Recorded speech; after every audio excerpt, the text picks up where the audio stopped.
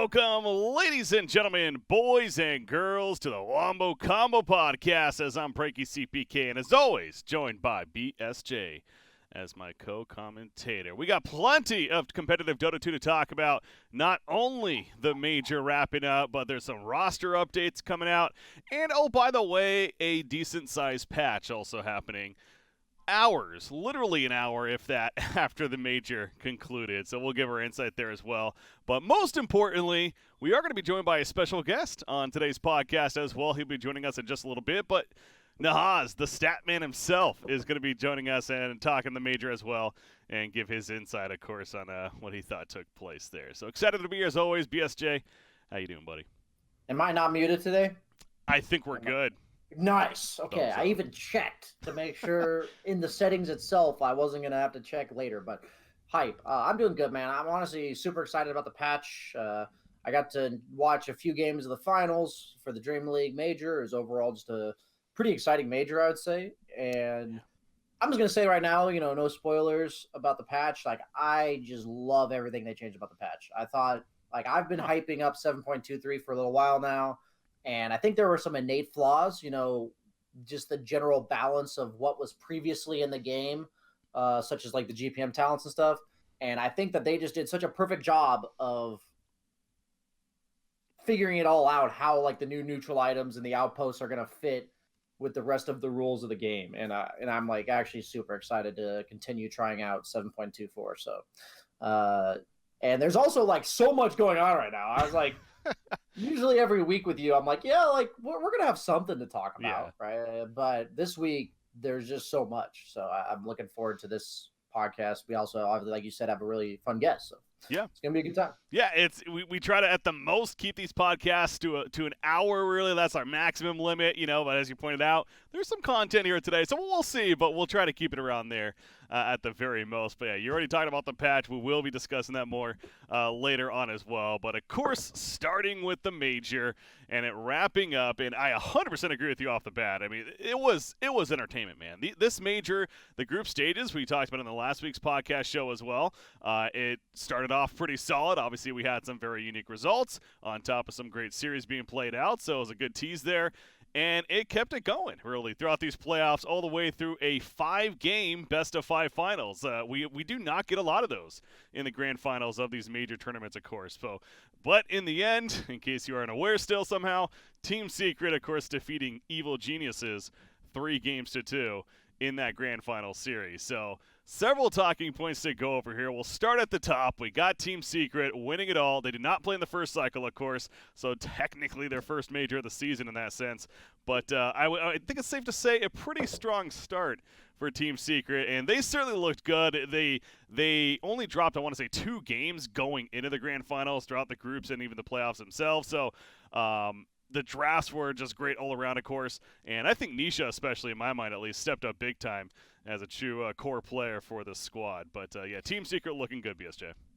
Very rarely have we had somebody that just steps up from like a tier 3, tier 2 team and just is just consistently baller. Like, they're just really good. And Nisha is just that X factor I think that Puppy has been looking for all these years. Not to take away from Mid1, obviously a world-class player, but Nisha, he really gives me the Sumail TI5 vibes, where he just there's games where you think the draft's going to go a certain way, and Nisha just crushes his lane, and you're like, oh, he's level 7 and the opponent mid's level 5, and these are tier 1 mid players. It's not as if he's in a qualifier beating up on tier 3, tier 2 mid laners, and I don't think anybody is surprised by Secret winning. I mean, we talked about Vici. We also, we predicted Secret placing highly. Yeah. But in no way is anybody shocked that they won.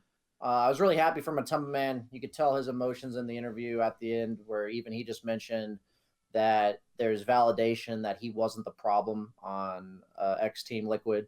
As much as there's memes that go around about that kind of stuff, you have to imagine it does get into somebody's head. Sure.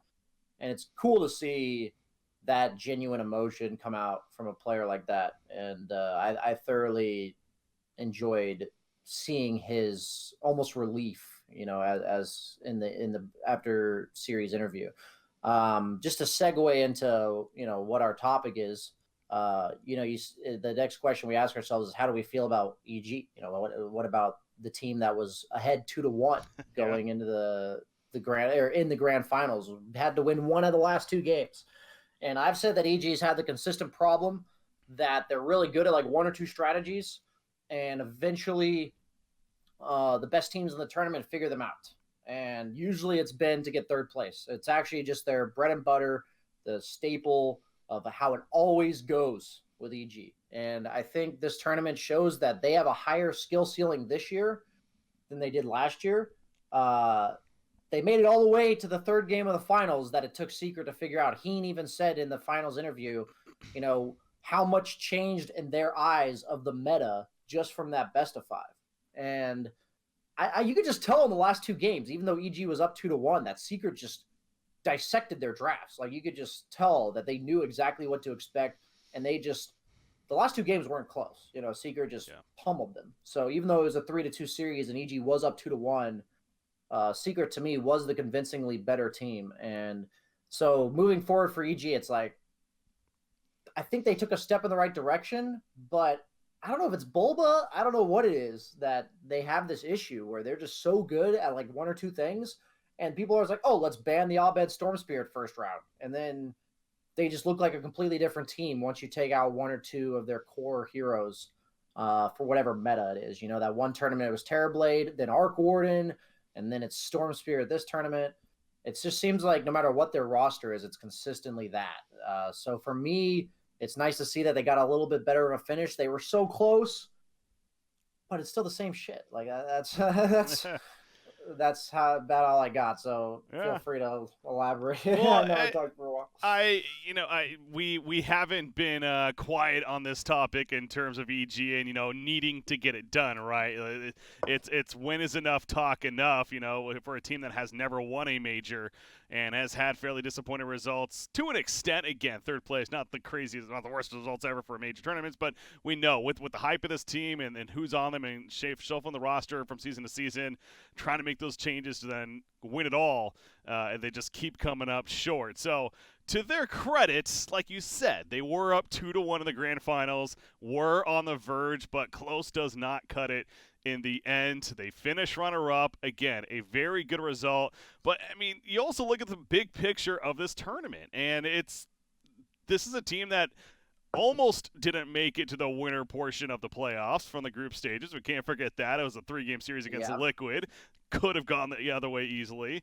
Then they get in the winners. They had a great victory over Enigma to start things off, and then, of course, got 2-0 by Vici, which then knocked them down. So, they played a lot of games in this tournament and had to go 2-1 against Invictus Gaming, did 2-0 against Alliance, and then eventually another 2-1 against Vici. So I'm in this spot. It's like I don't want to sit here and continue to say, see, they didn't win the major. Secret's a very good team. Arguably could be the best team this year. We'll wait and see. But at the same time, they continue to get so close and just about get there and then just fall short at the very end. So in that Game 5 draft, going back to what you're saying too, as far as this series and especially those last two games, man, especially that Game 5, ultimately getting Abed on Viper and going this Drow Viper strategy, kind of just pulling that out of what seemed like nowhere. And, Underlord, also a hero that honestly wasn't necessarily that good at this event, win percentage-wise. They try to rely on him as well. In theory, again, it's on paper. It's one of these that maybe can make sense, but to bust that out kind of as a last-minute Game 5, everything's on the line here, it just felt like they ran out of steam, and Secret took full advantage of that. So, again, runner-up. I can't say I'm disappointed if I'm EG necessarily, but at the same time, I kind of am, right? Because you were so close. Yeah, just brief comments on it. It appears their group was quite competitive. Team Liquid ended up getting, I believe, 6th, right? Yes. 5th, 6th. So obviously the team that they barely beat to get into the upper bracket ended up getting top 6. So three teams from that group proving to be quite strong. Yeah, I just said, like, how good of a roster do you need to have to win? There's a lot of teams, for instance, Team Liquid. Very impressed that they got top 6. Like, I'm happy for that team. But then you just look at the roster of EG, and you're like, just win one. Just like what's it take? Like, if you guys like some of the 5 best players in the world can't string together a major win. What is wrong? Like, it's just funny to think, like, of all the teams in the world, there's not very many that you are just like, they should freaking win one, like they should win.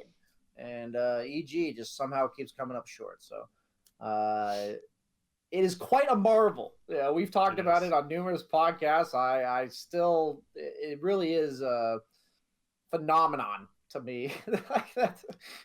I mean, know. There's 3 more majors left, and then of course the ultimate major, and that being TI after that. So in a sense, they kind of have 4 more chances this season to really make this roster and show. And of course, the ultimate is TI, right? Like, even if they don't win any major in the regular season, TI is what matters in the end. So it comes through there, then that's everything's forgotten. EG is who they are. But yeah, for the roster and everything, it's they need to. They really just need to win one of these majors, if not be a TI at the end. And it's almost like, in a sense, it is kind of unfair to say that, but I go back to, it's like there's that part of me that thinks it's a little unfair, but then there's that part of me, man, this is an organization that hypes itself up as they deserve it to an extent, but in the fan base is huge. We know the players are all very, very skilled players.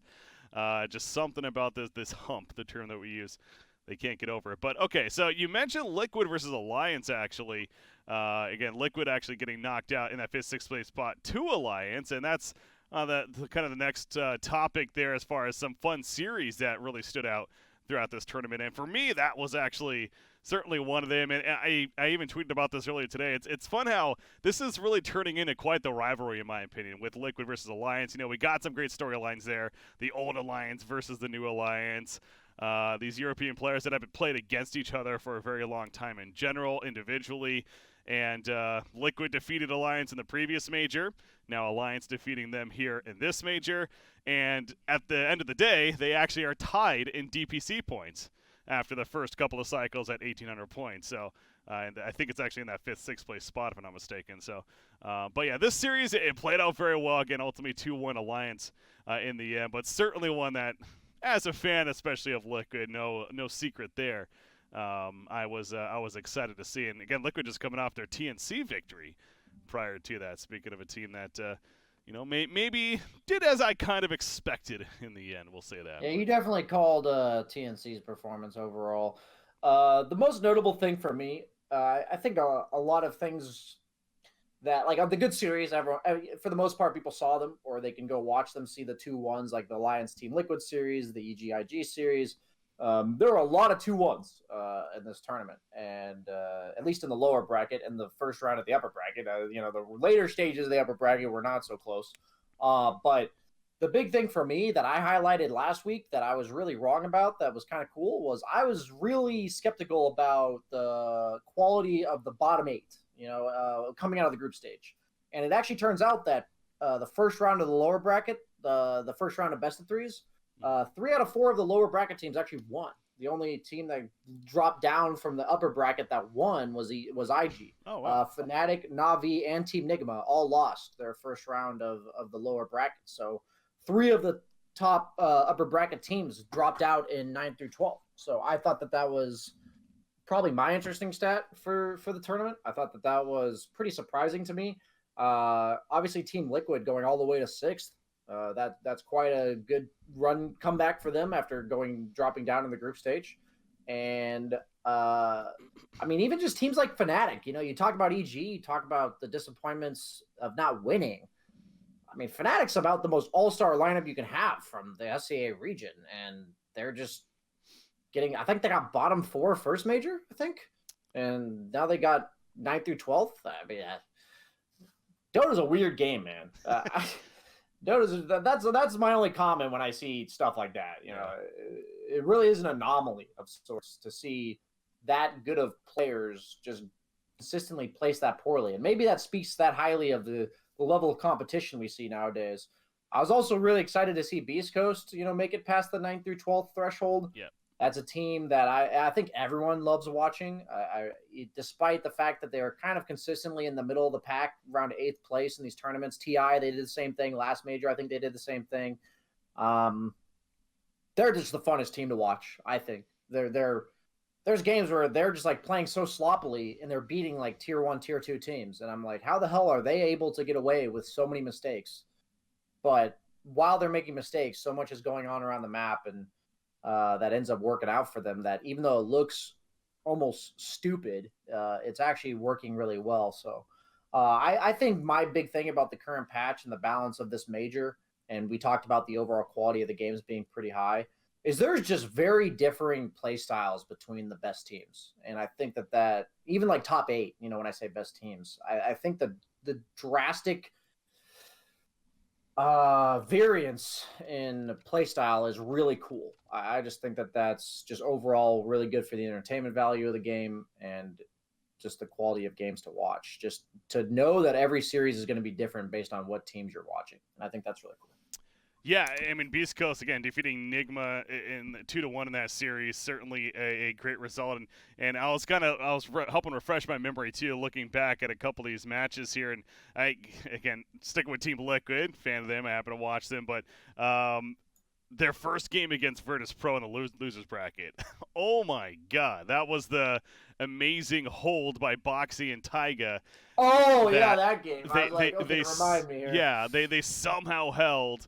It was a Slaughter Dark Willow. After, by the way, they were up like 35,000 net worth, Liquid was, and yet they were on the verge of losing the game because, I gotta say it, another throw that almost happened. So I wasn't happy from that perspective, even with their victory. But again, winning is all that matters in the end. But yeah, that was probably one of the most epic moments of the tournament, certainly, when it came to that right there. So. Liquid, though, again, not only winning that, but then that led them all the way to that 5th, 6th place finish here. So, okay, so it looks like Nahaz is actually ready to join us. So it's probably going to cancel you out, and I'm going to do a new call. So let's do that real quickly. And I'm going to set that up, make sure we are good. First try, no big deal. All right, well, so yeah, go ahead. So I heard you guys talking about the major. I think I'm a little bit more bullish on EG. The tournament felt like a coming out party to me for the Secret and EG rosters. I think BSJ mentioned earlier how, Matumbaman really felt validated, and you saw, I think, glimpses of Secret's ultimate play style with him, where they're going to have a lot of these flex picks that are core flex picks in their drafting, where a particular hero like a Leshrac or a Morphling is going to be just so different depending on whether it's played by Nisha or by Matsu. And that's the kind of thing that a drafter like Puppy is really going to be able to exploit. And I think for EG, I think this was a coming out party for Ramses as an offlaner, because if you looked at that team throughout the One Esports event in Singapore, they looked good at times. Obviously, they made the grand finals of that event, got swept out 3-0 by Vici, but Ramses was always kind of the question mark. And I thought that in this event, he looked really good as an offlaner. And there's clearly a lot of trust between him and Artur.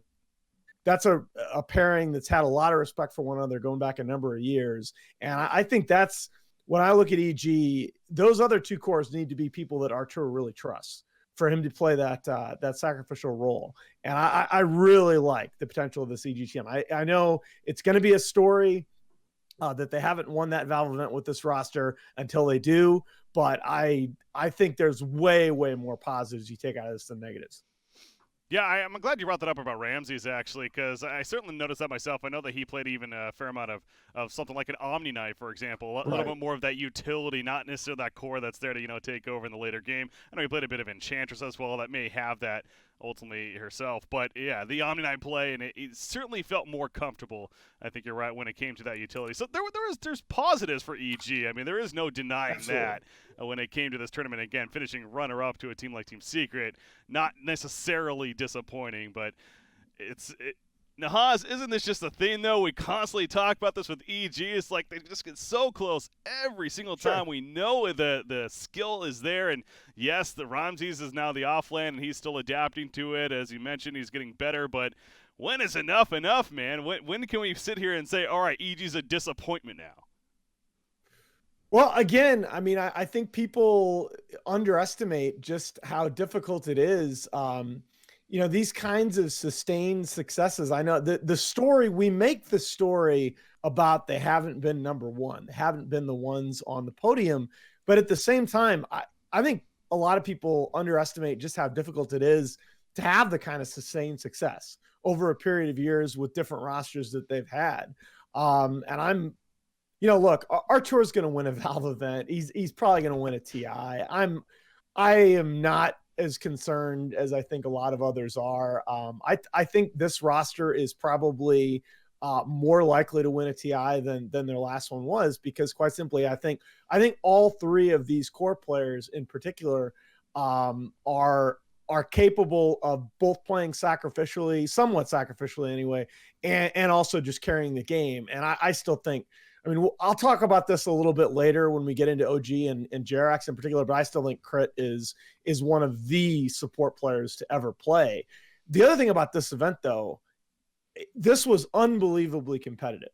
Sure. This is usually a time of year where there's such a gap between the teams that have it figured out and the teams that don't. If you look at last year at Chongqing, there were 17 best of 3 or best of 5 series at the main event, and only 4 of them went to the maximum number of games. And at this event at Leipzig, it was 12 out of the 17 went to the maximum number of games. And it just, the level of competitiveness, yes, Secret for much of the event looked like the best team. Vici had a couple series where they looked like they may be dominant, but this was so much more competitive than you typically see for a major at this time of the season. My question would be, because I personally believe this myself, and I wonder what you think, is does that partially have to do with the patch, though? I think currently with Dota, the way that they've evolved the game over the course of time, what I noted about this tournament was, I kind of just got done mentioning that everyone's just kind of playing a different version of Dota. Like every team really has their own interpretation. Yeah, some of the heroes are similar. There's always going to be, the 5 or 10 heroes that are just the best. But when you have these teams that like their most signature heroes really define the way they play, even when you said like the fact that Secret has these flex picks, I just think it's so interesting that it's almost impossible if everyone's pretty good to take 2 games in a row off somebody, because they're just going to present you with something you haven't played against before. And that's really hard to do in Dota. A lot of Dota is experience. So I'm asking you really, like, do you think that has anything to do with it? Do you think everyone's just getting better? What do you think the reason is for the whole stat of 12 out of 17 series going to 3 games? Well, I think there are a number of things you can point to. I don't think it's any one thing. I will say this, that I think every team has caught on to the idea after the last two TIs and seeing what OG has done. And even, Puppy said as much straight out, drafting is the most important part of the game right now. And teams understand that they have to be able to play. Not only do they have to be able to draft well, but they have to be able to come in with a pretty good set of strats. You just can't do one thing and win anymore. And there's much more once everybody sort of figures that out. It's weird. Once everybody realizes that drafting is so important, there's a premium placed on trying out different strats and scrims, and it almost gets back to a point. I don't know if I'm explaining this very well, but it almost gets back to a point where then skill comes back in, maybe even in a different way. And it's just what I think is, Dota has become more and more compelling over time, which is so rare. I don't know that there's been a sport that I've followed or another esport title that I've followed that over time it just feels like it gets better strategically. Yeah, that's a good way to put it, actually, I think. And kind of going back to this tournament as well, it's obviously it was the second of this of the 5 cycles, but in some ways it was the first, right? Because we did have now Secret, we had Nigma in this case, who ultimately did qualify via the minors. Now, to be fair, both LGD and OG, as we know about them, not qualifying / not playing still, but it definitely was a step up from the previous major. So that certainly helped as well, I think, of the entertainment value and the close games, etc. But now we got a new patch, by the way, which again we'll talk about here just in a little bit more. But more adaptation, and that's what Dota is so good about, and the teams obviously have to be aware of that if you're going to be playing competitive. I mean, it's going to be shifting throughout the season when you go throughout it. So we've talked about EG disappointment. Maybe we've talked about Corsica. Is there any teams in this tournament, Nahaz, that just really stood out to you as ones that you learned something from and you're happy to see? I think Liquid was the one that you have to talk about in terms of, their players were very open about the fact that their expectations coming into the event weren't necessarily high. I thought, I thought the story Blitz told on panel was amazing about how they got there and weren't necessarily feeling their best. And Insania paid to have Tyga's girlfriend fly out on his own dime. And that made such a difference in his mentality and was part of the reason why, Tyga looked like a stud. And I'm not just talking about the Willow game. He looked like he is ready to take that step alongside some of the best 4-position players on the planet. And that, to me, is the number one thing that Liquid need to do to join that upper echelon of teams. It is very hard to win Dota. Again, we'll talk about OG coming up. It's very hard to win Dota these days without a bona fide stud at the 4 position. And I think Liquid may just have that. On the other side, as good as Vici Gaming looked, I have some serious questions about them. I don't think PYW is a 4-position player. I think he's a 3. He's a natural 3. That's what he's played a lot in pubs. That's what he's played so far in his career. I don't know that as the season goes on that he and DY are going to be able to replicate what we saw from Fade and DY last year. And make no mistake, that was the reason that Vici was so good. So that's kind of on the downside. As good as they looked in some of these games, I really need to see PYW slide a little bit more into that 4 position. Very interesting. I mean, and I've said it many, many times, and I'm sure you'd even agree. Whenever you have Ori and Paparazzi, now known as Eurus, though, you got those 2 cores, arguably the best duo core of any teams out there. I feel like that's still going to be an allowance to succeed if you're a team like Vici Gaming, but. It's interesting though, because we all say that, and my God, I mean, you look at the 2 of them play Dota, and how could you not, right? I mean, Paparazzi was very nearly the first guy to 10K MMR in the world, and he did it in China. That's ridiculous. Okay, I mean, if you've ever played pubs over there, it's a nightmare. I really want to someday, by the way. You don't. No, you don't. I mean, well, it's like you. Oh. It's hard mode. It's Dark Souls Dota. Wait, 1 or 3? What are we talking about, Dark Souls here? Fair enough. Well, 1 pisses me off, but that's another topic. No, I guess the point of Vici, that if you talk to the pros about Vici and what you need to do about Vici to beat Vici, the guy that they talk about is Yang. Okay. And last year, I felt like Vici had entire tournaments, right? Obviously winning a back-to-back major and minor, where they cleanly outplayed everybody 3 through 5. And that, you do that and you have decent cores and you're going to win. And I just don't necessarily, this is the point of year where I tend to look at teams more for their ceiling than where they are, because all of the teams that get to TI, the teams that do well at TI, the teams that finish 12th place at TI are going to be so much better than the teams that we see right now. I mean, these teams improve so much throughout the season that I look for ceiling, and I just question whether that's really there with Vici. I know it's there, by the way, for Alliance. This Alliance squad, I think it's going to be a real factor. I think we're going to be talking about them quite possibly as people putting them in their pre-TI top 4. I think, We good? Yeah, my machine just sort of went dark there for a second. Sorry about that. I think Limp and Hoskin are playing. They've been around for a long time. Yeah. They are playing the best Dota of their careers. 33 has really refined his offlane play. And I mean, what can you say about Nico, right? He may be the kind of newcomer of the year this year. I was going to say, Nico Baby specifically, arguably the most improved newcomer, whatever award you want to give him in that sense. But yeah, just a newer player that came out, of course, last TI, and this season has been a great carry for a team like Alliance. I would agree with you there. Kind of going off what you were just suggesting, though, about a team maybe hitting their ceiling, something that I was really adamant about after the first major. TNC for me. They won the first major, but just something about that team, in a lot of ways that first major, they did it off a couple of heroes, the whole Earthshaker, the Night Stalker, they had some great play with in the position 1 for Gabby as well. But this cycle here, not nearly as good of a performance. They struggled in the groups. They had a poor finish, 9th through 12th place, I believe it was. I don't necessarily see or have high expectations for them moving forward. Do you agree?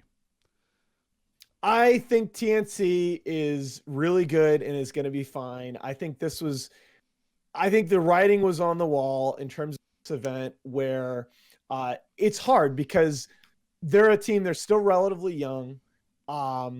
They know that they're in TI, right? They've qualified. And it's really hard to sustain that level of success. I mean, they brought in, it was Febby, I believe they brought in as a coach who, I think the read on that I heard from a lot of people was it's more they needed to find a way to kind of keep having fun and keep developing with each other and not end the season pissed off at each other, right? And that's when you talk about a team like Liquid, those little things like such and such a player is having a personal reason why they're not playing well. I mean, those are the kinds of things that fracture teams. And whenever you can use that as an opportunity to build those bonds instead, I think that's a huge indicator of future success. I still think TNC is going to be fine. I am looking more at how they respond in the next major. I did not expect much from them in this event, and I'm fully ready to give them a pass for that. All right. Okay, so we've already brought it up a couple times. Well, let's just transition into it. So here we go. OG had a couple of announcements these last couple of days, and there's one part of this that I want to bring up real quickly, and these announcements being made literally during even the finals of the major. Yeah, I found that a little odd for the sake of them, even as far as their announcement deserving its own attention. I feel like maybe they could have waited till today, but that's another story. Anyways, Ana announcing that he is going to be no longer playing this rest of the season. At least he's going to be taking time off. Jirex, of course, the big announcement announcing his retirement altogether from Dota 2. And just today, a couple hours ago, it feels like, before coming on this podcast, Seb announcing that he is stepping back as a player for the team and going to be more on the management side there, etc. So we're down to 2 players for OG, and that leaves us a very interesting spot, them as well. So overall thoughts on this news that's come out these last 3 days, really, when it comes to OG, Nahaz. So, I mean, I want to let Brian respond to this because I think Jerax deserves a discussion all his own. This had the feeling, in terms of your comment about the timing, I think the timing was probably affected by TrueSight, which is happening tomorrow. The big kind of celebration of their TI win. I think they felt some pressure to get some of this information out there and not, ambush people or take anything away from that. Do you think that means, by the way, not to cut you off, but do you think that means they may announce their new roster at TrueSight? Yeah, that's kind of what I was wondering. Either that or have some kind of big announcement at TrueSight. It feels like it's setting up for something. Sure. This had the sort of flavor of dominoes falling where, without Ana especially, the remaining 4 guys, if they were to show up to TI with a 5th, it's like they're set up to fail.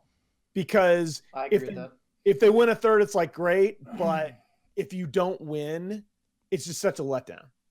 Yeah. What I was gonna say as my main thing is, for what's been difficult for me to fathom about this whole thing is, imagine being somebody in like such a competitive sport where you have nothing left to prove. Like, how many people in the world, in whatever they do, can say that they've reached a point that there's really nothing left to prove? And, there's really nothing but downhill from here for them. Like you said, if they go to TI with a 4th or with a different 5th player, I think I think every player on that team is a crucial X factor that defines why that team was the best team in Dota history. I could not agree more. I don't think that team is the same if you replace any single player on it. And I just, when I look at Jirax's perspective, right, it's so hard to fathom what it's like to have that emotion of, wow, I've done it all. You know, if you look back at his history, you know, coming in through stacks, going all the way to Asia and playing on MVP. Yeah, that's right. You know, his history is insane, and like what he's done Former to Han get player. where he is. Yeah, obviously some of the best players in the world are Han players. You know, we'll give you credit for that. But it's such a marvel. I mean, it's just crazy, man. Like you said, he deserves his own story in the sense that, like, if you could really look through his eyes on the journey of what he's gotten to and like what else is there, and you know, what toll that might have taken on him. You know, he kind of talked about in the article that they posted about the mentality and how the competitive nature of Dota has taken away a lot of that purity to the enjoyment of the game. And I really think I call this like a negative free roll. Like if they were to play TI this year, that's actually huge. That's a great way of thinking about it. Yeah, it's like you're not gonna bet. Like if you win a third time, whatever. Like actually, whatever. But if you drop out bottom 4, man, like. Oh, are you going to end your career? Yeah. Like, is that what you know? Yeah, you're not going to walk away then. I mean, that's like Tom Brady throwing a pick 6 on his last play in the NFL potentially. It's not he's not going to go out like that. And as OG, they're not going to go out like that. Yeah, absolutely. And so I definitely like. I immediately thought of the whole dominoes falling thing. Like once Ana leaves, it's almost certain that someone like Jerax is, you know, he knows the writing on the wall in terms of what we just said about the reality of how important each player is to that team. And same thing with Seb. And you know, you talk about moving forward. This is about where they were TI8, you know, 3 months prior. If there's anyone that can rebuild a team, it's No Tail. And I think Thompson has proved, like, even though Thompson's already won 2 TIs, he hasn't had nearly the same journey that Seb and Jerax have had, right? Like that. Agree. He's 2-0 in TI. He just showed up and won 2 TIs. That's the extent of his competitive experience. And I think even though he's won 2, it makes total sense that he's out of all of them one of the most hungry. And you know, No Tail's just been a staple. I can't imagine Dota World without him. Even though like I do respect Jerax and Seb immensely, I do think No Tail is just a pillar in the community of Dota. He's a player's player. I mean, he's just, there are so many things about what it takes to play and succeed at this game in the long term that he just embodied. Absolutely.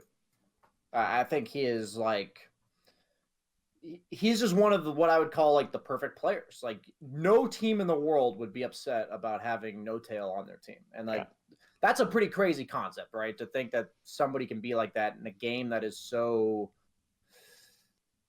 like personalities can so easily conflict. You know, so many little things can go wrong. It's the cruelest game. I get, you know, just a couple tweets recently. I got a lot of people contacting me saying, "Hey, you know, I relate to what you're saying. I'm trying to get good at Dota. I really want to go pro."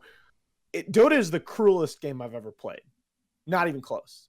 And it's just such a mental beating that you take playing this game long term. And you know, so much of us identify with what No Tail's been through. Seb is one of the sharpest guys I've met anywhere. He was a great analyst as talent for the short time that he did it.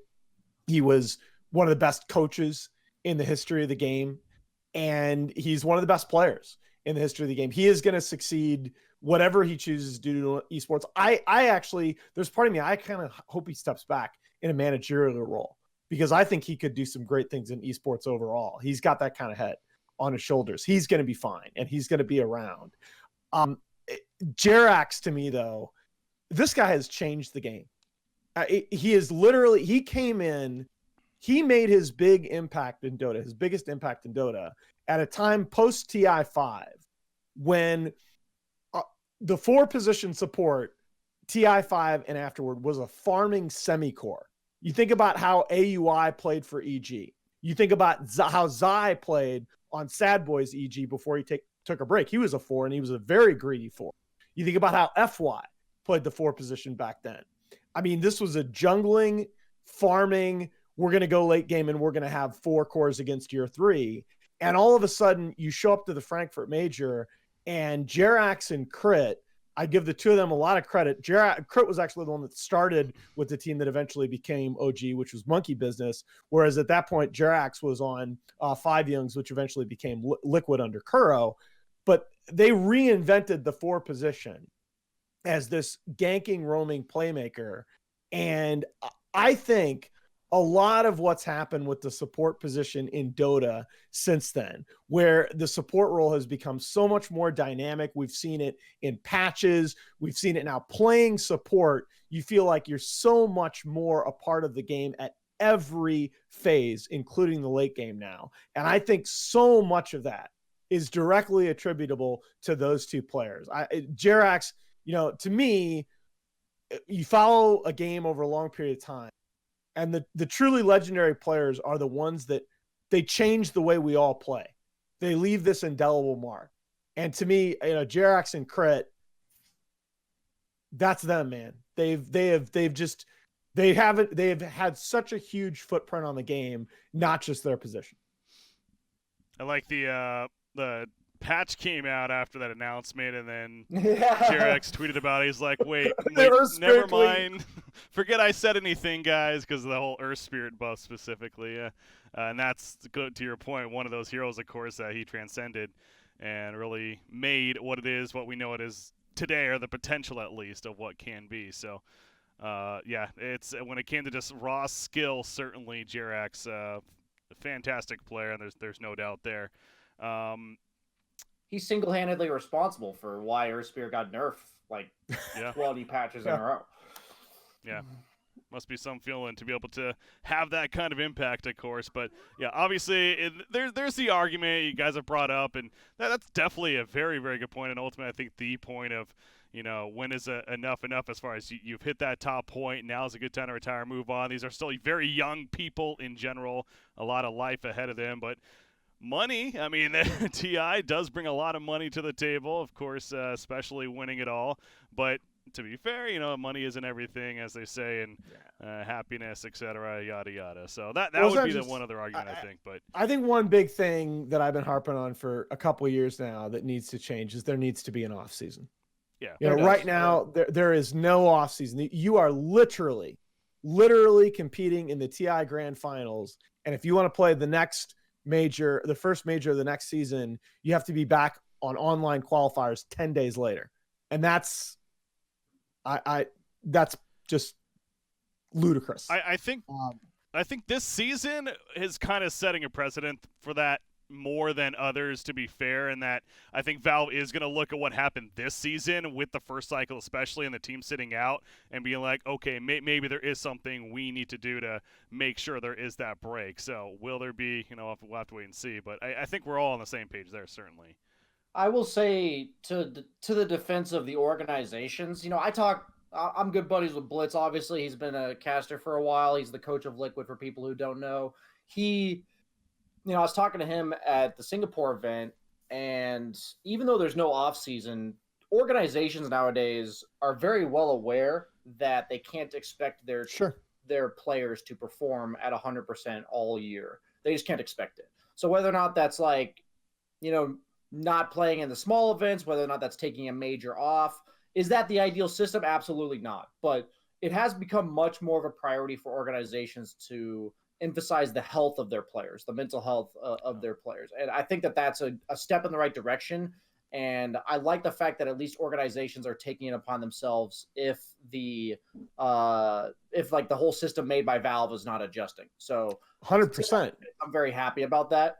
The problem with that is, I think that runs the risk of creating these yet another situation in Dota where the rich get richer, right? Because tier 2 teams can't do that.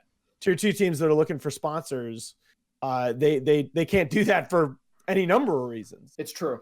And that's kind of really what I worry about is let's get the season sorted out. Let's put everybody on the same playing field. And, I don't have a problem with the first major of the year being, in large part the top 6 teams from TI will sit out if that's what we want to do it. But let's put that structure in place, to me. I mean, I always think things bleed from the top down. Like, for a while I was saying if the top MMR players in the world are being incredibly toxic and ruining games, that the average 4K player is going to follow suit. Whether it takes a year, 6 months, whatever, for people to be like, oh, my favorite players are behaving this way in pubs, let's do that too. So do you buy into the theory that, to me, because I absolutely do. I probably should have waited on that. Do you buy into the theory that NA pub culture is a big part of the reason that the competitive scene struggles so badly outside of EG? Oh, absolutely. 100%. Like, the problem is, people watch high-level Dota, even somebody like Arteezy on stream, right? He really did define that. You can't blame Arteezy because, you never know the impact of what you're going to do. But they watch things he does, where he'll jokingly ruin the game or whatever. If you watch his games, he plays like 15 games a day. And on average, out of those 15, probably one of them is absolutely unwinnable at the 15-minute mark. And that's the game that he's feeding down mid, right? The game where it's literally unwinnable. And he is so good at Dota that he is able to see that. Like, he really is able to see that. And the problem is the average Dota player doesn't watch him and understand the actual times that they cannot win the game of Dota. Like, they just think, I'm in a rough game. I don't feel like playing this anymore. Arteezy walks down mid. Now I'm going to do it too.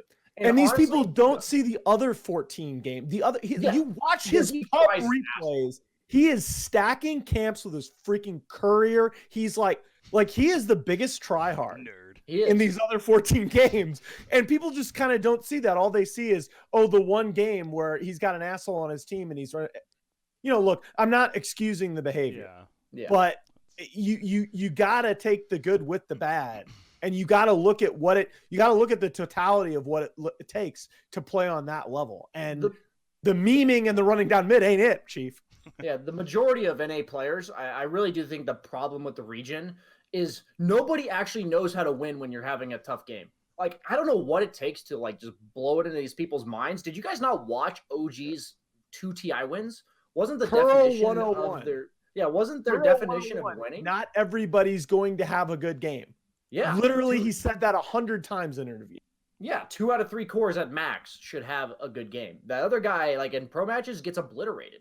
And, you have to be able to play from that situation. And you have to find a way to not be a liability. Yes, you have to be exactly, liability. That's actually the word I use all the time. You have to not be a detriment to your team. You have to be a way figure out where, yes, you're not going to be impactful for the next, say, 10 minutes, but there's a difference between not being impactful and literally being an anchor. There's a big difference. And that is what I emphasize the most about the NA region. And I think it's proof why NA teams, it bleeds. It really does. When I play EU pubs, I've been playing them recently because I'm living in New York for about a month. It's sometimes the quality of game is about the same. If I get around the same average MMR, but I haven't had a single game that people give up. They don't give up. It's actually mind-boggling to me. And it's not just in-game. For me, it's so weird. The thing I get people asking me, okay, is there the talent in NA to make a team that competes with EG? Hell yes, there. Okay. The question is, the number one question I ask myself about any team long-term is, how do they respond to adversity? Because, like I said, Dota is the cruelest game by far I've ever played. And when you look at, circle back to things like Liquid, a lot of teams, it's, wait a minute, you're not playing your best because you're depressed that your girlfriend's not here? What are you, some kind of... And all of a sudden, the team relationships deteriorate. Whereas on that team, hey, man, I'm the team captain. I'm going to fly your girlfriend out here. And you're going to play like a fucking boss. And these are opportunities. And so much of what happens in NA pubs, it bleeds outside the game, and it bleeds into, you hear the stories about how teams treat each other and how those bonds get stressed from playing together.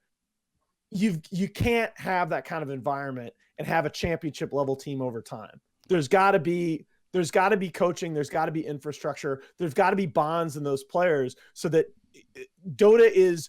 you play Dota over any period of time, you are going to experience unbelievable levels of adversity, and you've got to put yourself in position to succeed when those bad times come. Absolutely. I couldn't agree more. I mean, I could go on for literally 10 hours about how the mentality of NA is just crushing to why it's not even good. I mean, people in chat make the joke, and it's absolutely true. The only reason EG is the good NA team is because they have no NA players. They have RTs. Like, they literally have RTs. They do. And I mean, it's like, it's sad. And to think a team like NIP is leaving the region because they know if they want to invest in the future of the year, they're more worried about TI. They just want to be the best version of themselves 6 months from now. That's going to be best done by leaving NA. Like, the fact is, you just don't get good practice. The main reason that NA, I think, is really restricted is it's day to day. Like, you can't keep up with the EU players, for instance, when they're grinding 10 pubs a day of their quality, and you're grinding 10 pubs a day of NA quality. Let me tell you, I did not have long, fortunately, in my life where I was the one responsible for putting together scrims. But let me tell you, man, trying to put together scrims in NA versus you go at an EU. Trust me, I know. Oh my God. There is no more night and day comparison I can think of. Trust me, I know. I bet you. I've I learned know you do. NA needs improvements when it comes to the competitive scene in Dota 2. All right.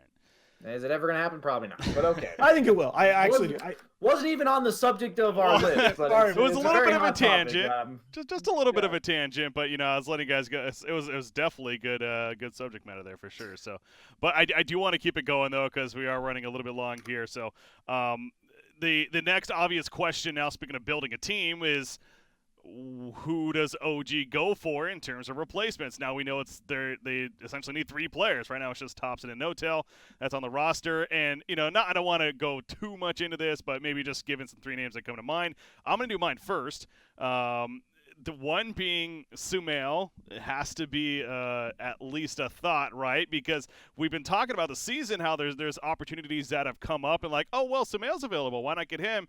Oh, well, maybe there's some EG contract still with him. Something's going on clearly behind the scenes because it seems like stuff would fit, but it's just not working out. So maybe this is why, right? Because this was ultimately in the plans for a bit longer.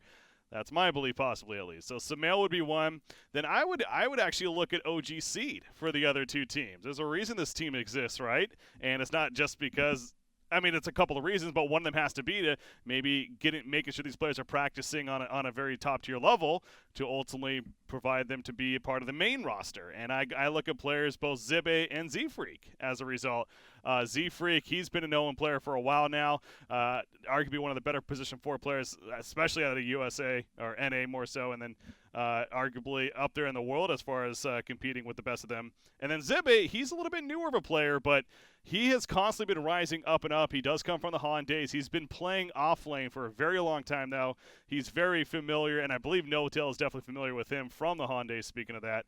And he could fit in very well. It's just he knows his role when it comes to playing a very solid off lane. So those are the 3 names for me in those positions that I would go for.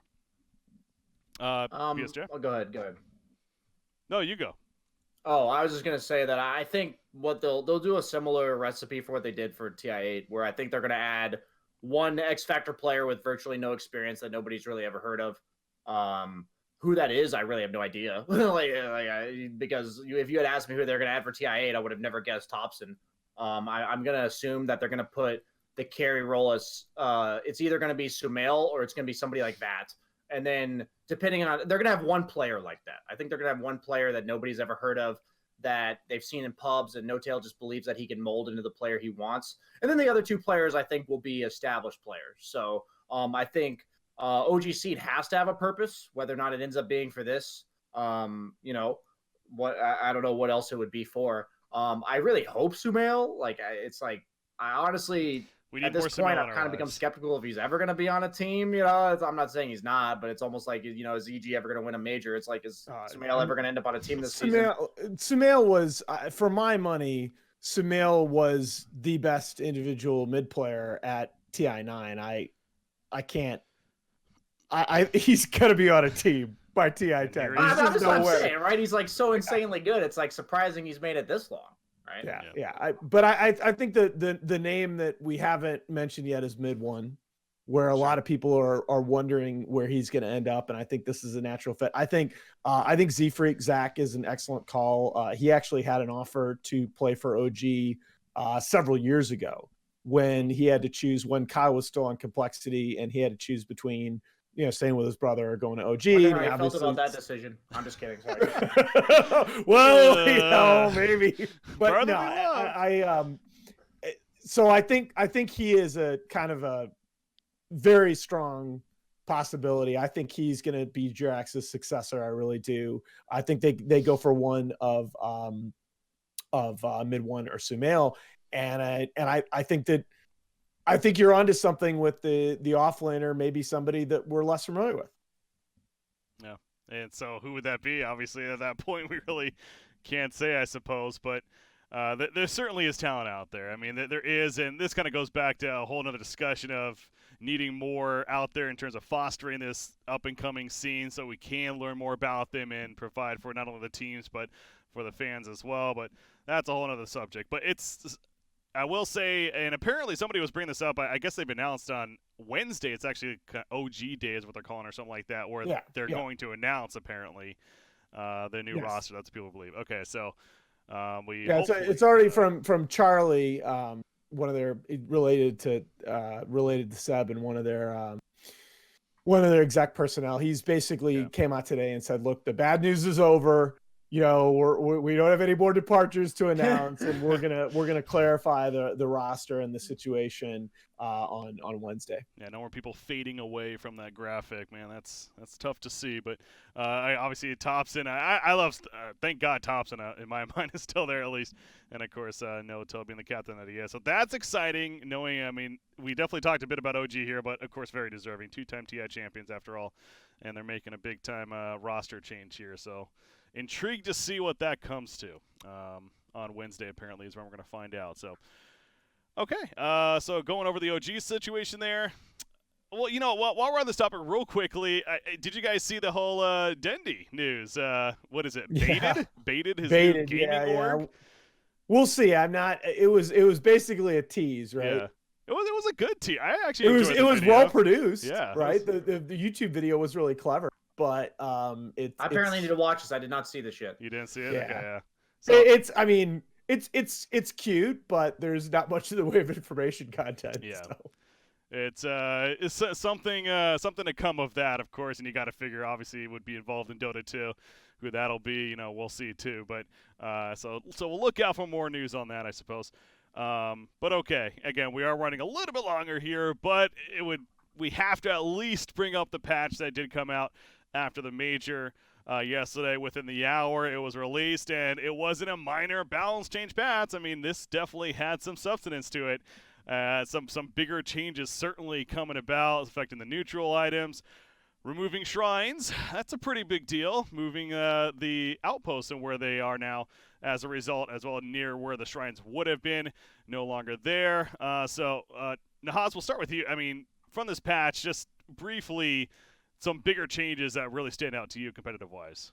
So big picture, the two changes, the shrines are obviously one that I think is absolutely massive. I love the change. I think that, there were long periods of the game where those shrines just became no-fly zones, where dead zones. They created these dead zones on the map where the other team, minus the perfect initiation and the perfect warding, you couldn't take a fight.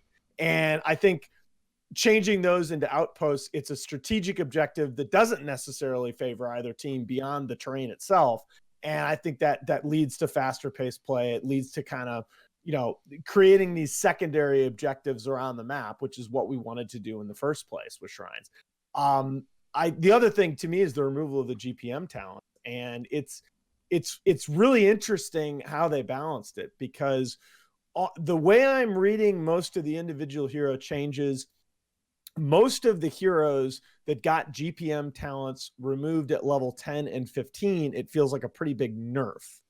But the heroes that got their level 20 GPM talents removed, when you talk about Chen, all of a sudden has the minus 30-second Hand of God cooldown, Disruptor True Sight on Kinetic Field. Like, it feels like some of the level 20 GPM talents, they became really interesting, and I really like those changes. I think eventually the heroes that, like the level 10 and 15 GPM talents, for much of their life cycle were bigger balance wise anyway. And so I think the heroes that got hit by that, may eventually end up needing to be buffed again. Interesting. BSJ? I mean, overall, when they introduced neutral items and all the outposts and the way the courier GPM worked at the start of the patch when 7.23 got released, I think all of the things they did had a good, like, they had a good idea of why they did them. And I think that the intentions were good. But at the end of the day, like, all these GPM talents and stuff were added because heroes were struggling to be impactful. And then suddenly GPM literally became the defining trait for a support hero. I remember there was one game that I was drafting, like, with a good player. I think it might have been in like FPL or something. And they said to 4th pick Bounty Hunter. And the reason was the enemy supports, neither of them had a GPM talent. So they couldn't afford sentries. Like, that was the idea of a Bounty Hunter pick. And I'm like, wait, this pick is being influenced sheerly by the fact that they have no GPM talents? Like, what? Oh, yeah. Absolutely. And now that you have neutral items, there's just too much that was for free, right? That was actually like it's crazy, but this is one thing I noticed last year at LANs when you talked with some of the high-level drafters, like when they got into those 3rd and 4th picks, that's a lot of what they're looking at. And the support economy and how you can punish that. To me, GPM talents, when they were first introduced, were great. They were great ideas. They were intended to help these heroes whose economy otherwise tended to suffer as the game went on, stay competitive and have more strategic options. But there's been all of these changes in the background to help supports, you know, TPs cheap, wards don't cost anything, everybody's got a courier, blah, blah, blah, that these GPM talents, they felt like overcompensating. And Absolutely. They felt like things that got exploited rather than, hey, the hero really needs this to be viable and to feel effective in different game states. And that's, I thought it was, again, this is one of those, I thought the last patch, and I think you may have been going toward this in some of your comments, was just a lot of individual good ideas, but just too much piled on top of one another. And I think this patch is just starting to clean all that up, starting to step back, consolidate the good ideas, refine some of what we've liked about Dota so far this season. I think 7.24 is going to ultimately, I think the patch that we'll play TI on will ultimately be pretty similar. I think this is going to be a good one. This may be a bold statement. You know, No-Tail kind of said it in an interview. I really liked most of the changes they introduced in 7.23, barring like the natural wackiness that they threw into the game that wasn't really anticipated. And I personally think that 7.24 and whatever patch ends up getting played on a similar level of balance will be one of the funnest, if not the funnest patches in all of Dota history. I think it's like actually so good. And I feel like if you're complaining about it as a player, you just don't like change. Like I there's been patches where I've been like, what? You know, when I see a certain change, I think every single change they made this patch was just so well thought out. Like that's what I was like, wow, like the way they fixed the neutral items, even the way they balanced heroes like PL and Slark, the way they like nerfed the broken heroes, but like not really, like they nerfed them slightly and then they buffed the weaker heroes slightly. I think a lot of heroes, because of the neutral items and the way that the game was played with shrines and everything, that the things on the map actually dictated which heroes utilized those things better, and those heroes were just better.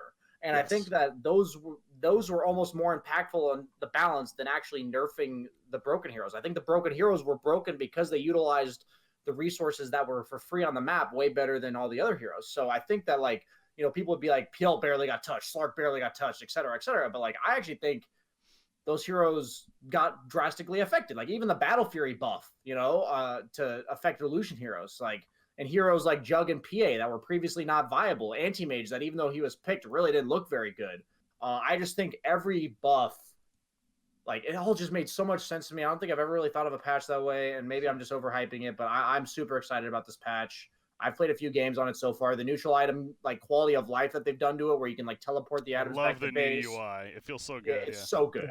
Yeah. Everything from there's still some bugs to iron out and everything, but like that's not a concern to me. They'll fix it, you know, on Valve time or whatever. But I feel like last patch there were so many heroes, 7.23 I'm talking about, that simply because of the rules of the game were unplayable. And that to me was the one problem 100%. With the new patch. And I think that they've fixed almost all of it. And I will say probably will need a little bit more and we're good. It's just, there are a lot of ideas. felt like this feels like a very refined patch, right? I mean, it's to some extent, we go through this cycle every year where Valve worries that, and they'll tell you as much, right? They worry that after TI, there's a little bit of a dead period, the game starts to feel stale. And so they got to inject some freshness into the game again. So the post TI patch is always lots of big ideas, but it's always, I'm an economist, so I have to say this, but it's always the law of unintended consequences that bites you in the butt. And this patch felt like they'd recognized a lot of the unintended consequences I was just talking about, and really put the polish on some of those changes and thought about the kind of mechanics that are going to make a much, much wider pool of not just heroes, but tempos viable. Right. Anyway, I think you gotta love late game Dota, right? I mean, late game Dota is just a cluster and it's a fun one.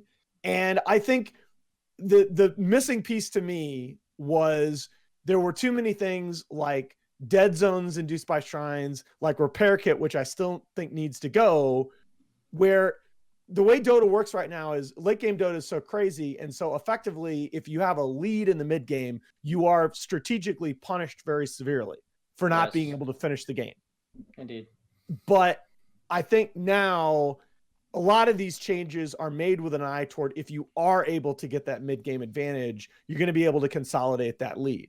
Whereas if the other team makes a couple plays to get to the late game, then it's on. And I kind of think strategically, both as a player and just somebody that watches a lot more Dota these days than I play, that's what I want to see.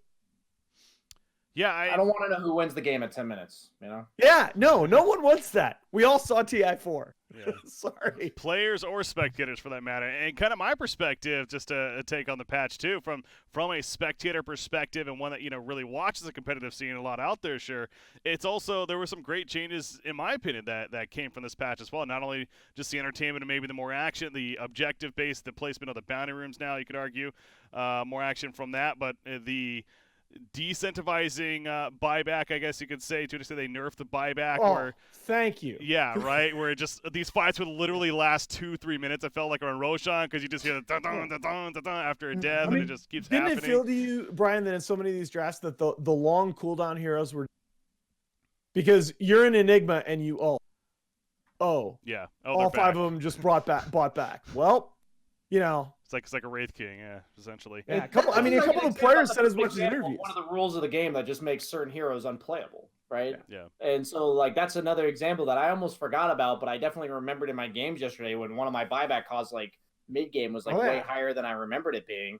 The balance of buybacks is another mechanic that's very, very impactful to certain heroes. Like you said, if you're a long cooldown hero that is countered by buybacks, the power level of buybacking is drastically impacting on your viability. And I think that also heroes, even like a Storm Spirit type hero that are really good with buybacks naturally go up way better, or they drastically benefit from having those exist. So I just think overall, all the things that I hated about watching this patch or last patch, if there was ever a game that I just really didn't enjoy watching for whatever reason, all of those reasons have been addressed. Whether or not they're perfectly addressed is to be determined.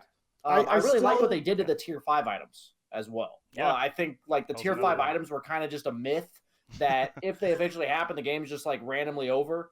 And I think that with the new neutral item balance and the way they changed those items, we're going to see them. There are plenty of 60-minute games compared to 70-minute games.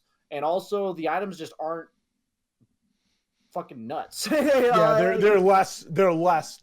At least. Yeah, they're still good, right? But and I think the buyback thing too. One of the big problems that we saw in 2.3 was support power creep with these neutral items. All of a sudden, you got these ridiculously tanky supports.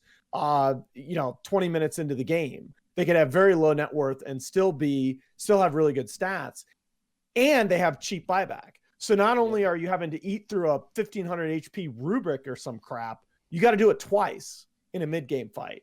And I think that was one of the big, to me, the buyback change was aimed at supports. because you get these teams that are so good, like they buy back on their 4 and 5 at like 12, 15 minutes, and they get so much out of those fights. I mean, that's the reason why I think Slark PL were the two best carries. Why? Because to kill you once, they didn't have to invest much. Slark like benefits from you being alive again, right? Being tanky, and PL like as a hero just pokes you down and then eventually kills you. He doesn't actually need to invest. Heroes like Jug, PA, Void, you know, these heroes can't play Dota when a support has an extra 500 health and a buyback. They just can't play Dota. For a while, in some of these tournament games, it felt like if you didn't have a core with a stat stealing mechanic, you were just done in some of these fights. And I do think that several of the changes in this patch address that. Yeah. It's going to be a fun one, man. And it's, I don't know when the qualifiers actually start. I assume, obviously soon, within the next couple of weeks right here for the next cycle of majors. And going to start seeing action sooner than later. And then one last thing we didn't even mention yet is Void Spirit and Snapfire, of course, now introduced in Captain's mode. So that's going to be another fun thing to look out for, both on the spectator and, of course, for the players themselves. So let's get Sumail back on a team so we can see that Void Spirit. Yeah, right.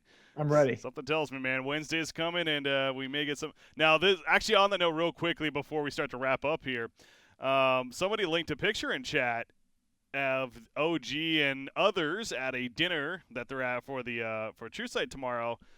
Saxa is there in person, and he's another name that actually has been brought up as a possible replacement for position 4. So. Very good player. That's of course. I think he would more likely be the 3 than the 4, but I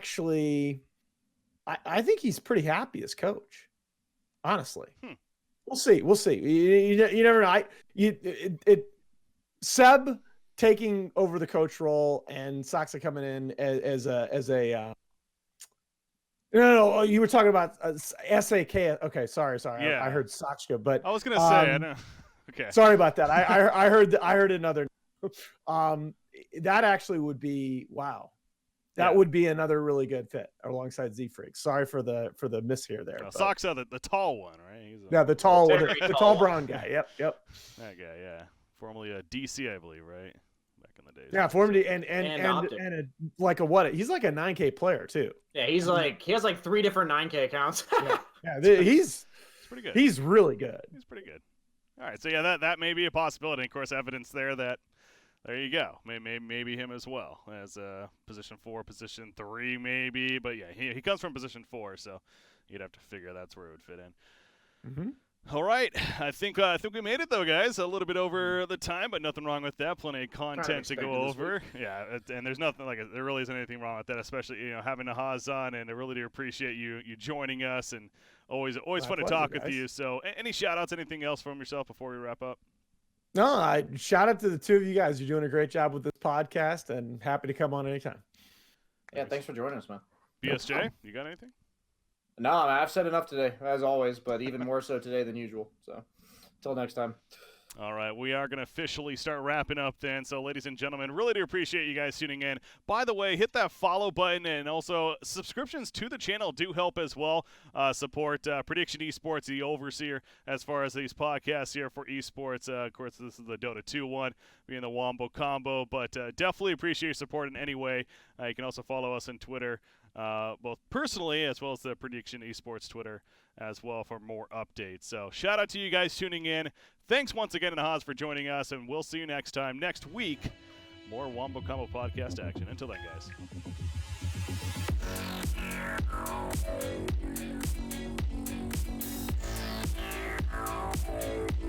guys.